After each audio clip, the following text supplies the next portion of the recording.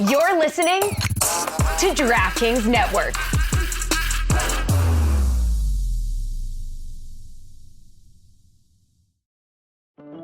This episode is brought to you by Amazon Prime. There's nothing sweeter than baking cookies during the holidays. With Prime, I get all my ingredients delivered right to my door, fast and free, no last-minute store trips needed.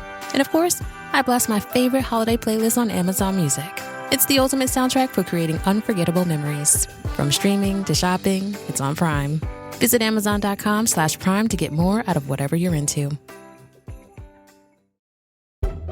Hey, aren't you that PBM?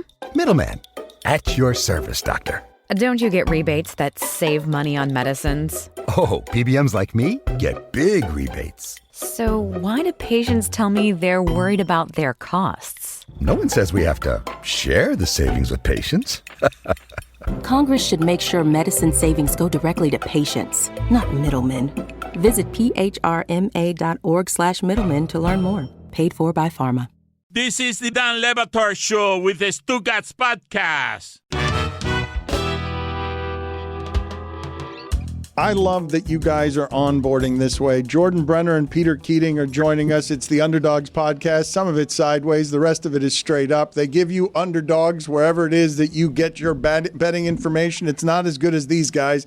They do all the math. They're not great at Zoom, but math, iPhone's a problem. Zoom's not great, but Jordan Brenner, keep it like that. No, please. I prefer. Yes. Yeah, there we go. Yeah, keep it like it's better. Keep it sideways. I don't Coming know. at you straight. I don't know which one is under, which one is dog. I do know that one of them is Can you now. both be sideways? Jordan, can you go sideways? Yeah, can you? I've been trying to get Peter turned around for a long time, so I'm really excited that this is happening. All right. Now, I will tell everybody who's listening to this that if you listen to God Bless Football, Billy Gill is 41-17, and it's an amazing betting streak here. But these guys are really good at it. They host the Underdogs podcast on the DraftKings network, and they are diving deep into the numbers in a way that makes me a bit crazy because they're looking for winning in all sorts of margins, and it sort of makes me uncomfortable how obsessive they have to be about looking for even the smallest trends. But you guys are in the information business, and so, Jordan, I will ask you, headed into this postseason, Mike Ryan is making a ton of futures bets on 49ers, Rams, and he's just looking at the Bengals and saying one of these teams can get hot and beat everybody. Do you, either of you, like that as a value proposition on an underdog bet? No, because to win in the postseason, first you have to get into the postseason, and the odds of any of those teams even playing a playoff game are so low that I would rather light $100 bills on fire. Okay, so Mike, you thought you had something there, and just need one of them to get hot. One of them will get hot. Mike, the Bengals are 5-8. They're 5-8. They're still alive. They're still alive. A lot of one-score unlucky situations there for this team. If you want to talk about unlucky teams, your Dolphins are a better bet. Really? Yeah. Well, they're not my Dolphins, but I guess there's a lot of positive vibes over here for the Miami Dolphins, and maybe you can get into that because I like them to possibly lose to the San Francisco 49ers in the Super Bowl. Peter? I'll tell you what, if it's Dolphins, 49ers in the Super Bowl, I will fly you there and feed you. That's all you'll do? Sideways, Peter, it seems like Jordan is really hogging the ball right now. You're trying to get in here, but he won't let you in. Look, you're right about us being obsessive. I'm so obsessed that I don't even worry about technology. All I care about is underdog bets. Look, yes, the Bengals are likely to get hot next year. I mean, one of the things we talk about a lot is teams that are fortunate and unfortunate. And yeah, the Bengals have had terrible luck, but the clock has run out on them. I mean, come on. Yes, the Bengals are a great bet to rebound next year because teams that fail to live up, their record fails to live up to their underlying stats, usually do a lot better, and vice versa. The worst thing a team can do, or its fans, or its people betting on it, is take a team that's fortunate or lucky and assume that that's going to last. It doesn't last. The stupidest thing people say in life and sports is, I'd rather be lucky than good. Really? No, you wouldn't. I mean, luck is by definition a surprise. It doesn't sustain. It doesn't last. It's ephemeral. Talent wins out over the long term. So if you find underdogs that are better than they look, those are the ones to bet on. Dolphins are a good example. The Bengals would be a good example, but they just lost too many unfortunate games for too long. Do me a favor, please. Put him upside down. Put Peter Keating upside down so I can enjoy all of his analysis upside down. Jordan Brenner, I want to talk to him the normal way, straight up, and I want to bounce between the two of you. Are you believing in the Vikings?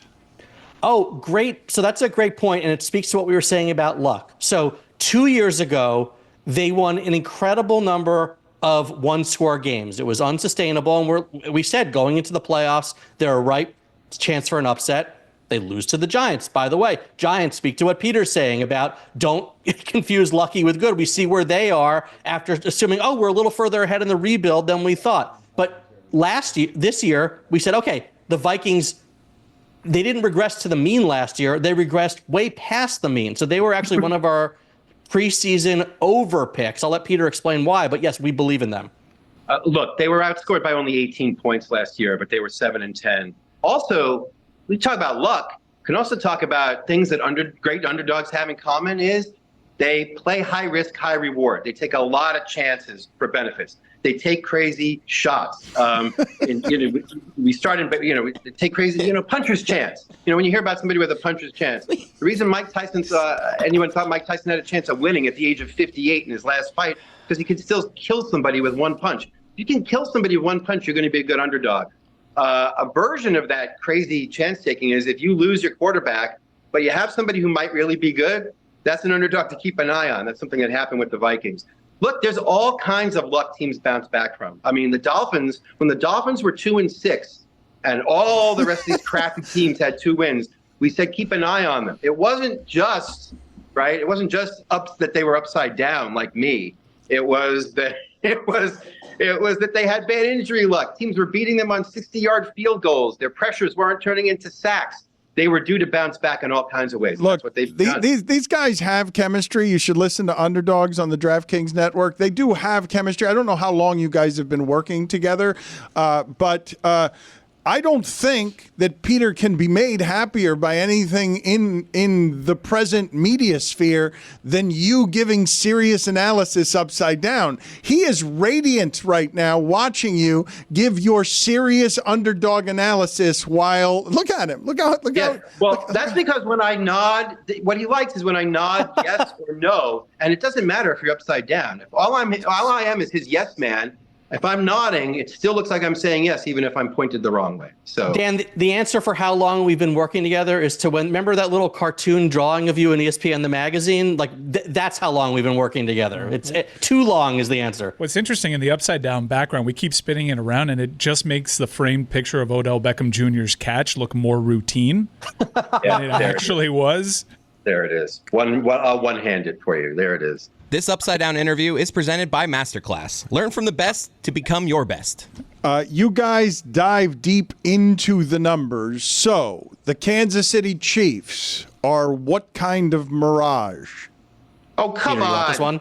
It's not an insult to Patrick Mahomes or Travis Kelce to point out that they win by like 0.6 of a point per game. I mean, Dan, you know this. You talk about this, how people search for meaning in everything in life and have to attribute things to players' characters, or there has to be a reason. There doesn't have to be a reason. They're lucky. They've won a bunch of games by close margins. Okay, but that's just not going to last. They're likely to get hit in the face pretty bad by a really good team in the playoffs. I mean, that's my opinion. We have to stop saying, well, they're clutch. Or we have to stop saying there's a conspiracy to make them win. What they're doing is not sustainable. I agree. Look, they've outscored teams by 56 points, and they're 12-1. The Detroit Lions have outscored teams by 183 points, and they're 12-1. Those two things are not equal. And yeah, if you're looking for an underdog shot in the playoffs, maybe pick against the Chiefs in their first game. I'm with you. 12-1 and 12-1 are exactly equal. That sounds like some Miami Marlins logic there, David. Come on. That feels like a pot shot. All right, one of my agendas on this show has been the entire college football season saying the ACC is underrated. And I look at these lines in the college football playoff, and I see some value there. Is this just confirmation that the ACC is not that good, or can there be some winning here with these ACC teams?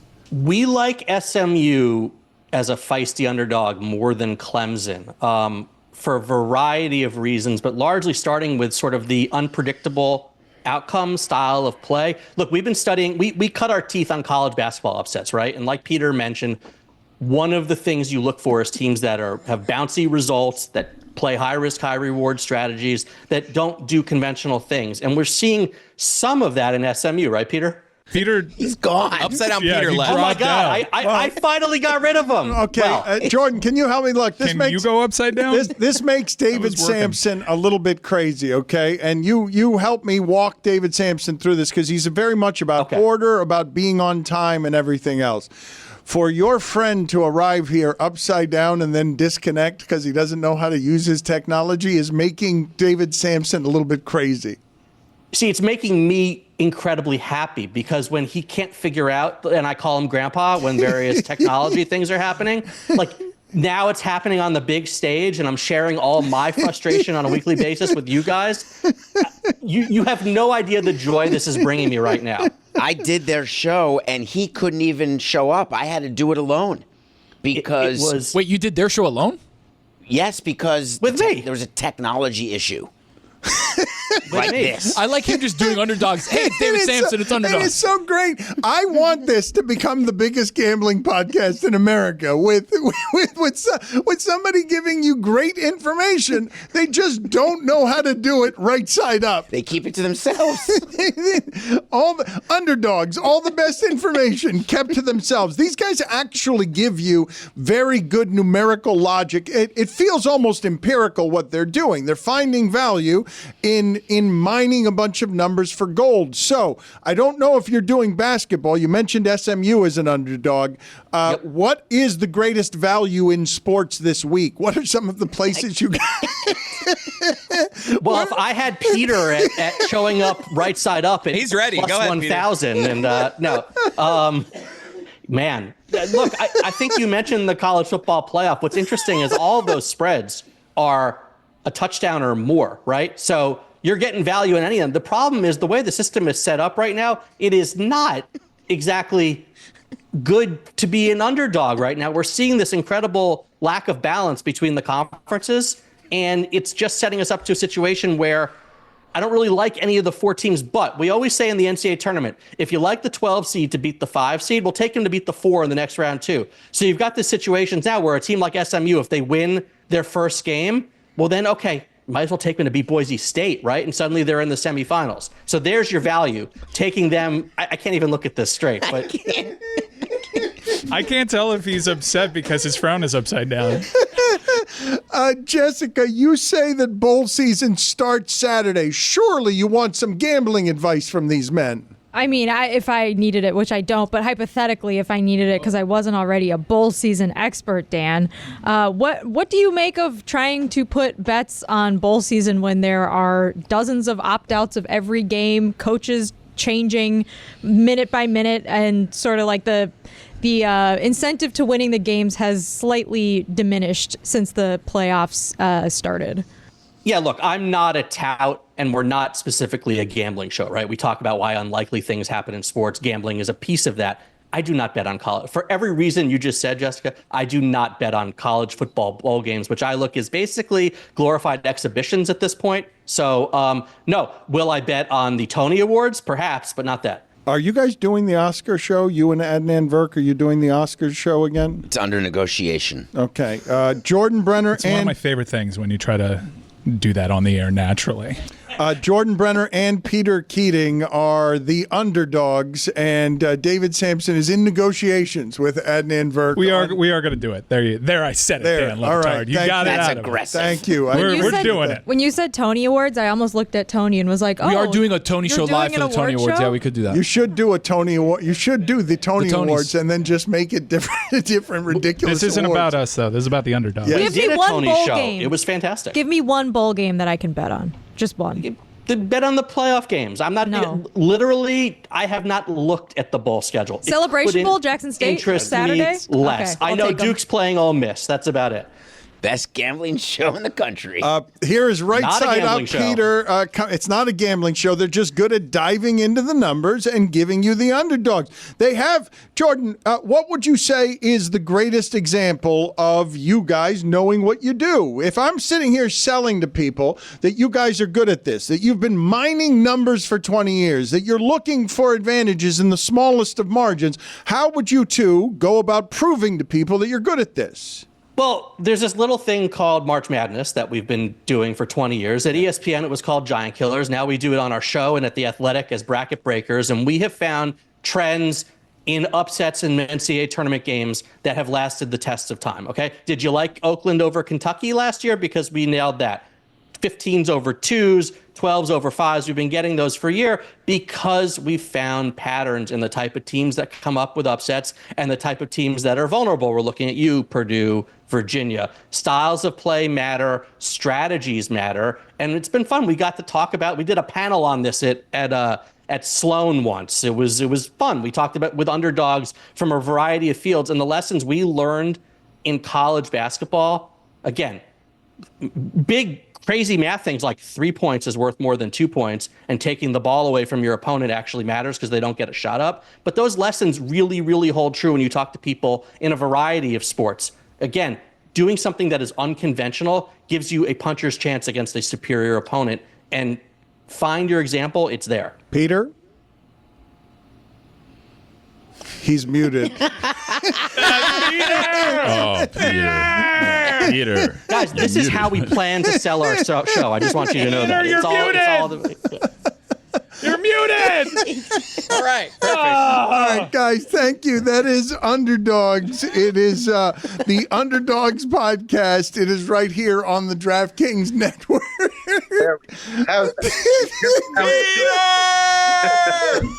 But on our own show, we have audio and right side up pictures, so you have to tune in to find it. Peter, your answer seemed like it was so good. If it hadn't been muted, what would it have sounded like? I was going to say we've been around so long. Our original role models were Statler and Waldorf from the Muppet Show. You know, the guys in the balcony. Guys, see you later. We're done with you. See you later. I like their odds with an iPhone better than yours.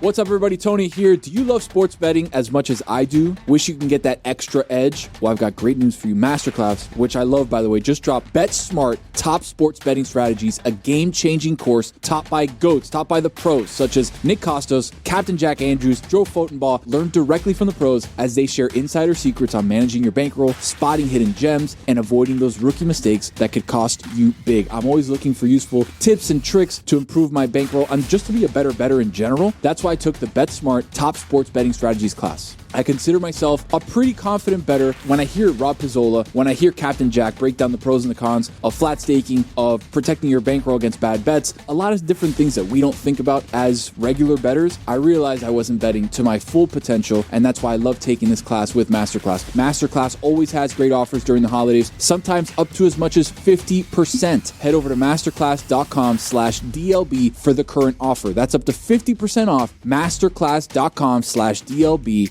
Masterclass.com/DLB. And remember, all sports betting involves risk, and you're responsible for complying with all sports betting laws in your jurisdiction. Stugotz here. Right now, my friends over at Simply Safe are extending their massive Black Friday deal for our Batard Show listeners. Simply Safe is the home security I trust to keep my home and family safe. I've been telling you that for years. This is your last chance to protect your home at Simply Safe's lowest prices of the year. Simply Safe is a new way to protect your home that stops intruders before they break into your home. Old school systems only take action once someone is already inside your home. That's too late. Simply Safe's Active Guard outdoor protection changes the game by preventing crime before it even happens. Simply Safe is extending its massive Black Friday deal for our listeners. This week only, you can take 50% off any new system with a select professional monitoring plan. This is your last chance to claim their best offer of the year. Head to simplysafe.com/DLB to claim your discount and make sure your home is safe this season. Don't wait. This offer won't last long. Keep your home, your family, and your peace of mind protected with Simply Safe. There's no safe like Simply Safe. The holiday home stretch is here, and when you're crossing names off your holiday list, you can't forget about your pets. Dopey and Izzy would never forgive me if I did. And Chewy is the only name I need to know for everything to keep my pet happy and healthy. That's why Chewy's perfect. You just go home, relax, kick your feet up, and shop online for your pet. And with the holiday shopping season winding down, Chewy is giving us a gift. Huge savings up to 40 or even 60% off. Flash deals, BOGOs, and so much more. Not just for dogs and cats, birds, fish, reptiles, and more. Chewy's auto ship feature is the real stress-reducing hero. I've set up recurring shipments for all the essentials we use, and they show up to my door just 1 to 2 days later. I'm never running out and can change or cancel my auto ship order at any time. The other day I was going to feed my doggies, Dopey and Izzy, as I mentioned earlier, you know them. And I said, you know what, I'm running low. Let me check something. Boom! Right there. I had an auto ship notification in my email saying the dog food was coming tomorrow. Phew! It's not just dog food. You can get treats like greenies that keep my dog's smiles pearly white. Don't forget gifts for your pets this holiday season. Take advantage of amazing deals and shop my personal favorites at chewy.com/Dan. That's chewy.com/Dan. Chewy.com/Dan. Dan Le Batard. Mike Ryan's in there, and he's the one with a baby. He's the one who's got to, worry about what the future is. And Mike Ryan bet on DraftKings because Mike Ryan bet on us. This is the bet you're afraid of doubling down on? Putting up a billboard in Edmonton? Stugotz. I care more about Matthew Tkachuk than I do my daughter. This is the Dan Le Batard Show with the Stugotz. That's right. It's Thursday Thunder, and it's sponsored by DraftKings. Stay tuned because you're going to hear all about that DraftKings has to offer throughout the show. DraftKings, the crown is yours. Tony? Guys, Thursday Thunder is brought to you today by Juju Gotti. The return of Juju Gotti on Thursday Thunder. We've got, again, because four-leg parlays work so well, we're back on the four-leg parlay ski, starting with the Thursday night game tonight. Why did you make it Polish or Russian? Why did we you just make add the it? ski at Why the did end. you add a ski there? No, it's just what we do. Why do you seize on it when he does it? Juju does that all the time. A 4-team parlay? Well, Ski. because these are hard to convert and Very difficult. Go ahead. Some saying for this show, impossible. Well, what did you last week you had Laporta. I love betting tight end, so you just bet Laporta in 2 legs of the parlay. You got that. We got 3 of the 4 legs, which we do routinely. Just like we did a couple times ago with the. If you want to bet Baltimore the and Cincinnati single, game. you're doing all right. That's not what we're doing. We're First betting leg. all 4 of them. We're due. First leg, squeaky wheel situation going on right now. Deebo Samuel over 4.5 receptions for the first leg. Squeaky wheel. What does it do, Dan? It gets the gets the grease. The passes. Yep, Yes, that's right. All right. No squeaky wheel needed for the second leg of the parlay. Puka Nacua over 7.5 receptions. He's good. Man, is he good? It looks like he's like running in slow motion, but then he's always open. Where were he and Cooper Kupp drafted? What were their prospects in terms of making the measurements? Because I really don't understand how that team has been able to go straight from Cooper Kupp's going to get the 2,000-yard season to Puka's going to be just as the same kind of unstoppable. I don't understand it. Yeah. Famously low. Third leg of the parlay. I'm going to get that for you in a second. Third leg of the parlay. We're going over to the basketball side of things. Toronto Raptors versus your Miami Heat today. Over 9.5 points for Scary Terry. Oh, that is dangerous. That's a tough one. He's going to be traded. He's going to be traded. Did you see him fighting with Bam over the rebound because he was 1 rebound short? Oh, Cooper Kupp not that low. 3rd round. No, BYU star Puka Nacua 5th round, 177th pick. How's that possible? Good scouting over there. No, well, is it good scouting, or is it that the Rams know some things about Missed him 4 times. About a system that might explain how it is that those guys work well with their guy? Or David, if you look at it, 4 other times they were like, you know what? Nobody's going to pick him again and again and again and again. 5th round, bam, you get it. All right, last leg of the parlay. We're going back to Thursday night football. Jawan Jennings. He's a really good player. Yeah. Jawan Jennings over 40 yards receiving. So, squeaky wheel game for Deebo Samuel over 4.5 receptions. Puka Nacua over 7.5 receptions. Scary Terry over 9.5 receptions. I was waiting for the lightning bolt. Not receptions, points. Yeah. Excuse me, points. That would have been crazy to have Terry over 9.5 It seems like we're in a receptions. contract year and you got to get the difference between points and everything else but correct. You know. Yes. Juwan Jennings over 40 yards. Thank you. When he's healthy, he delivers. There's value there in his individual props. Can all we year talk about something that happened last night? I don't know if you guys were entertained by the in-season tournament. I am somebody who doesn't want to be cynical. If you want to give me more stakes and want to invent different changes to make something more interesting, baseball's certainly done that successfully, and basketball is trying to keep up. So they have only tournament games last night, and what happens last night is, to me, Trae Young introduces himself back to Madison Square Garden, to New York, and to America last night. It feels like he's been gone for a year and a half. It feels like since we watched him knock off this city in the playoffs, that he then went right to the bottom of the standings, could have been available to anyone if you wanted to trade for him as somebody who's going to shoot from 40 feet. And then last night, Madison Square Garden, in a sign of disrespect in the realm of flag planting, felony at mid-court, while making fun of New York that hates him, New York that he enjoys playing against and enjoys beating there, he pantomimes that he's rolling dice on their court because he's at home and well, no, because they're going to Vegas. And he is, yes. But yeah, because they're going to Vegas, but also he's making fun of New York at the symbolic center of New York because he enjoys knocking off the Knicks. Yeah, I love villains. Before the final whistle, too. Like, this is during the game as he's milking the clock. Like, he is taunting them at center court, reminding everybody, keep in mind, this is a guy that appeared when SmackDown was in Madison Square Garden. He appeared as a heel, had a whole Titantron entrance and everything just to absorb the booze. It's the only NBA game this season that I've tuned in for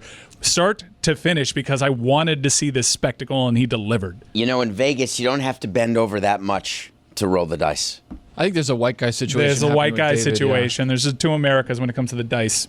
No, I know, but in Vegas, it's the craps table. No, well, maybe I know. He wasn't doing the Vegas dice. That's maybe not he a was white doing guy the New York thing. That's West Side Story. That's Guys and Dolls. Look, what are you talking about? You illuminated me to the fact that either. he might be doing a Vegas thing. I thought he was doing a New York thing.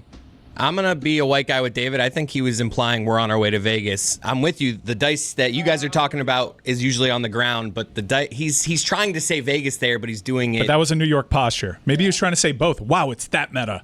So that is a white guy thing. It didn't even occur to me that it was anything other than celebrating going to Vegas. I don't think he cares about going to Vegas. That was clearly... That's literally what they just passed their ticket for. Street gambling. He was throwing dice on the side of the road. But I love that what David did to show you that he was not the white guy is go not just West Side Story, but also Guys and Dolls, two Broadway shows. George Costanza? He didn't go just, I deny what you're saying about me. I'm not that white. Here are two things that show how gangster I am. West Side Story and Guys and Dolls, when people fight and also sing and dance. I got the horse right here. His name is Paul Revere. It's unbelievable. Fugue for Tin Horns. I thought that was BC Boys. He should have done...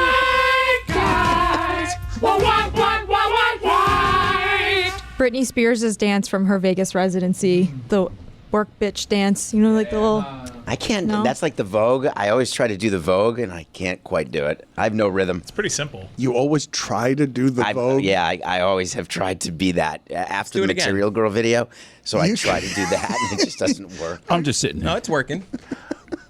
It's not working. Nothing that David is doing right now is working. I did not have West Side Story and Guys and Dolls as a defense coming up to prove you were less white. Well, there's a lot of Puerto Ricans in West Side Story. Yeah, I don't view West Side Story as a white guy. No, it's the cultural references that is where you're showing your ass. It was nominated for Best Picture a couple years ago. Steven Spielberg. Yeah, what'd you think about the remake? Terrible. I didn't need it. Absolutely Original's not fine. Necessary. It's worse than Christian Bale. Can you guys walk me through something that I've been interested about for years now? I don't know how long Francis Ford Coppola has been trying to make Megalopolis, okay? But the reviews that it is getting are so bad that it will be an eternal bust, and I don't know how much money he paid because he insisted on making this movie himself. and it's a crazy gamble to make these things yourself.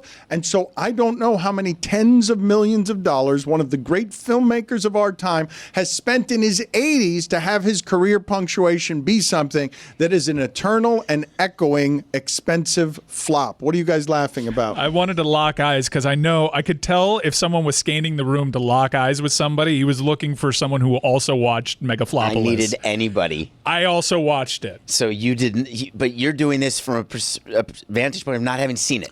The vantage point I have is not only that I haven't seen it, it's the following. I've been waiting for this movie for a long time. I've been wondering, what does Francis Ford Coppola want to make so badly that he'll make it with his own money and can't get anyone to make it for him? And the words that I have heard about the movie since then have made me not want to watch it because everyone hates it so much. You must watch it. You owe it to him to watch it because of his career. And Kevin Costner just did the same thing with Horizon, so it's not entirely uncommon to do a passion project. Steven Spielberg spent a ton of money on passion project involving the Holocaust. Not uncommon for someone like Francis Ford Coppola to be legacy fishing right now for himself. So I did not have the same reaction to you at all, and I'm disappointed that you would react that way. Why disappointed? It's disrespectful to him. No. Here, look. You say it's so is Godfather 3. You say it's disrespectful to him, more so. But it has been such a bad reaction from everybody. I'm not hearing anyone say this is a worthy movie of this man's talent.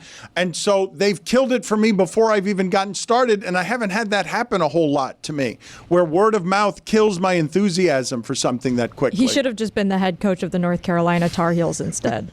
That got my curiosity stimulated this morning. But you're talking about an 80-year-old guy, and I know the Costner story.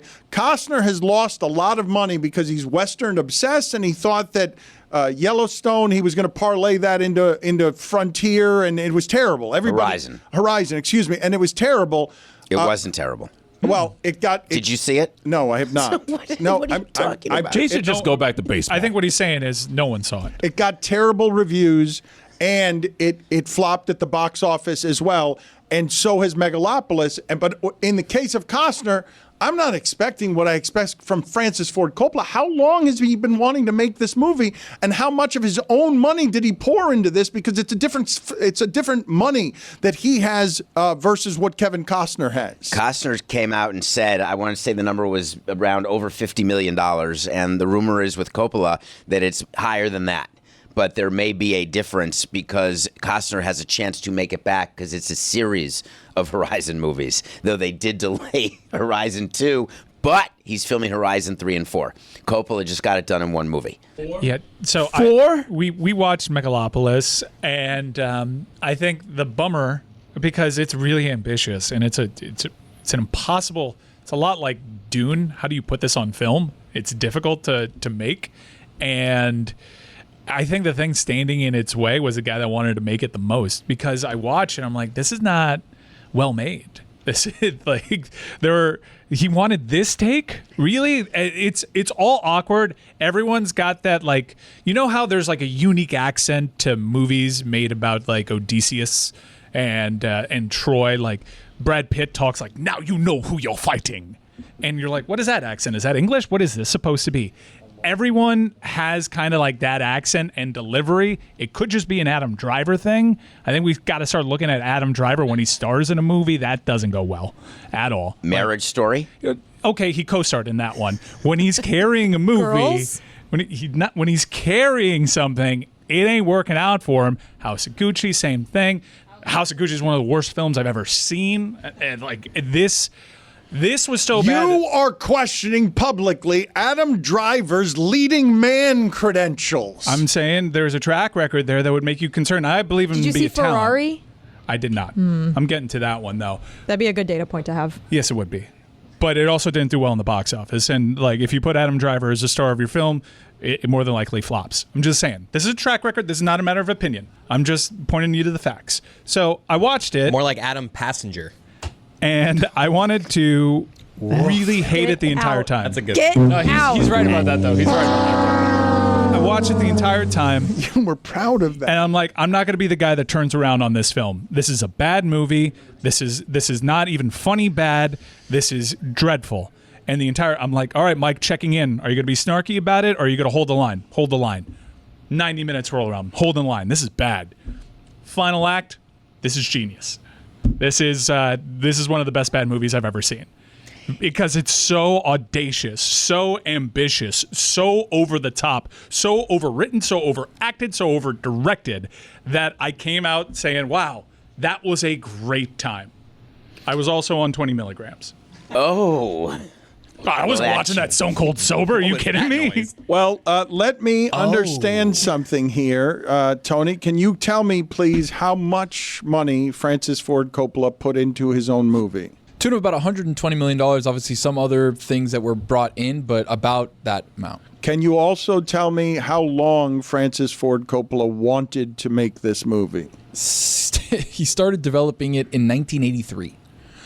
So now I want to ask you guys when it comes to legacy, because we were talking about this the other day, and I was saying, man, Odell Beckham, he's got to be embarrassed by that 1 catch, 1 yard on the Dolphins, just given who he's been. When I present to you this information, Francis Ford Coppola has been wanting to make something for 40 years that he gets to the end of his life, and it costs him $120 million. His errors. My God, it must hurt to have it received this way. You're shaking your head. It doesn't hurt. He did it. He didn't do it for you. He didn't do it for the reviews. He didn't do it for the return. He did it because this was his life project. 40 years. He can put a bow on his career in his mind. He's not focused on your show and what you're saying about it. It might actually kind of be like the Belichick thing in that he's already got the greatest of all time. You can't take it away from him. So what if his career ends with like something that I'm laughing at on my couch at like 11 o'clock at night in 20 milligrams? He has like 2 of the greatest films ever that he can point to, and no one's ever going to take that away from him. And all his friends probably tell him it's awesome. They're like, you did a great job. Great movie. We love it. I'm not sure he thinks it's awesome. It was very self-indulgent, but he could turn to me in a very dramatic Adam Driver type voice and say, am I not entitled that? You are really taking out that gangly Ichabod Crane Adam Driver. You're just crushing him again and again. Crush him as hard as you did. Can you guys get for me the video of Jon Gruden, and just in general, can we talk finally about the fact that Barstool has resuscitated Jon Gruden's career? That's got some crappy stuff in it that probably shouldn't be resuscitated, but Jon Gruden is a cartoon character, really loves football, loves talking about football, and Jon Gruden has made his way to Barstool in a way that I've seen in the eating area here. You guys have arguments about the fact that, yeah, that's fun for a week. But once Jon Gruden's doing that all around the offices for a month, a lot of you have that's going to get annoying. I think one person said that, and we didn't like that. We're aligned. We're aligned. We're football guys. We're Gruden grinders. Exactly right. Look, it's a lot like O.J. Simpson doing Twitter videos. Do I feel some kind of way about it? Sure. Yes. Am I still going to watch it because of the open hello Twitter world? Yes, I'm going to occasionally. You're not fascinated? Who's O.J. feeling Simpson nicey? He's like Jon Gruden's feeling nicey. I'm in. Who? So in this one still, it was a video that he put out because last weekend was a Gruden Bowl, Raiders versus Bucks. And so, he's caught in between it. He has a famous Raider fan there, and he's talking, he's doing his Gruden face. Do you notice anything about this photo, this still image? Shirt's inside out. His polo shirt is inside out. A polo shirt inside out. Like I can excuse a T-shirt inside out. That's happened. The polo shirt? The collar. The polo shirt buttons are inside. The buttons are inside. Yeah. The patch is out on the outside. Mike, you're right to be indignant about this. I don't feel qualified to criticize it as someone who once went to the zoo wearing my mother's too tight blouse without knowing it because I'd pulled it out of the dry cleaner. Yeah, you did that. If Gruden got offered 50 for 5, he'd leave Barstool pretty quickly, Dan. He is not making the money in media that Bill Belichick is. I don't know why you think that Bill Belichick isn't making or wasn't making a lot of money in media. I don't think you were paying attention to the number of job opportunities that Bill Belichick was partaking in, and I also don't think that you're paying attention to the amount of money that Manning Cast and McAfee's and all these people are throwing around to get into this game. He's making more at UNC. Do you think it was done on purpose because of how people would talk about it. Like, that's pretty insane. He has a polo shirt inside out. Or did he have it inside out the entire day and no one told him? Was it done in haste? Yes. Was his shirt off right before the picture was taken? That's what we're trying to figure out. The internet is filled with wild speculation here as to what kind of scenario. Question. Reckless you could. What a great sentence. Was it done in haste? What are you suggesting was happening? That's actually the writing that's in Megalopolis. Was it done in haste? Like, what do you, he was shirtless, scrambling right before the photograph was taken? Whoa, let me put this on. So it popped on my radar, and I got to be honest, the take that was attached to this video was already leading the jury. It was. Did this guy just put on his shirt in a rush to film Inside a out. selfie video? Inside out. Because that's the only way you can go throughout the day with an inside out polo. Yeah. So, wait a minute. Do I have it straight that once you guys are asking the question, was it done in haste, are you now intimating that Jon Gruden and a very famous Raider fan... The most famous Raider fan, I'm not doing apparently. anything. I'm just... asking the question. Directing you to the internet. We don't know with who. Well, we know with who. Who? You don't. With who? You are saying done in haste, and then that he is scrambling to put a shirt on inside out. And let me see it again here. Are you guys alleging that he is radiant and postcoital? And then further alleging that the only passions shared between these two people are about perhaps Raider football or just Gruden football, but it's just football passion that's being shared here. But for some reason, a pink and bloated Jon Gruden had to, in haste, put on a polo shirt backwards because something breathless might have happened beyond conversation. Look, I'm not attaching a take to this, but that does not look to me like a wardrobe that was done while someone was taking their time. Thoughtfully, yeah. Yeah, that was not like, okay, let me get my fit on in front of everything good. Can I get some opinions from the room? Roy, can I get a vote here? Are you voting yes or no? Jon Gruden put that shirt on in haste. Yes. All right. And in haste because he was shirtless moments before? Yes. Because he was doing what? You're trying to get him to say that thing, and that's a fair spot. Don't let him say the thing. Just put it on the chat is saying. The chat is saying he had sex before the show. Before doing that video, which is really unfair with respect to all parties involved. All parties involved. But that is one of the hypothetical scenarios that you can concoct when you ask yourself, why is this person wearing a polo inside I think he could have been tanning, which is why he's got the face that looks sunburned. No, he always pink. Looks like that. He's always Maybe pink. he's just an idiot. Yes. The shirt they had on before was worse than the shirt they had on. What would give you that impression, Jessica? What I don't would know, like indicate- his 61-year life. It's feeling nicey. What would indicate to you that our great champion here would be an idiot throwing on a shirt from the laundry that he got inside out because he's probably been a frat boy for 40 years. You think he's just crunching film shirtless, and he's like, oh, goddamn, man. Gotta grab the shirt from the chair that's clothes that are too dirty to hang up but too clean to put on the hamper. Howdy, folks. It's Mike. And guess what? It's Miller time. The holiday season brings around lots of joy and also lots of family gatherings at your home. You're inviting people in there. You want to make sure they're happy. Why don't you make their time at your place a Miller time? Pass around that beautiful white can of triple hops brewed Miller Lite and watch the smiles adorn those faces. Make Miller Lite the official drink, the official beverage of your holiday get-together. You know why? Because it is a perfect beer for the holiday season. You'll take a sip, you'll look around, and you'll think immediately, yeah, I made the right call. It's got taste that you can depend on. No games, no gimmicks, just great beer for people who like beer. Making memories at year-end gatherings? Tastes like Miller time! Go to MillerLite.com/Dan to find delivery options near you. Or you can pick up some Miller Lite pretty much anywhere they sell beer. Celebrate responsibly. Miller Brewing Company, Milwaukee, Wisconsin. 96 calories and 3.2 carbs per 12 ounces. Fewer calories and carbs than premium regular beer.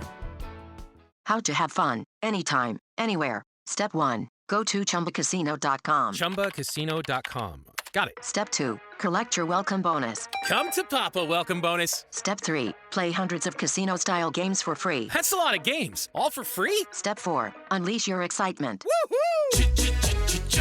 Chumba Casino has been delivering thrills for over a decade. So claim your free welcome bonus now and live the Chumba life. Visit ChumbaCasino.com. VGW Group. No purchase necessary. Void where prohibited by law. See terms and conditions. 18+.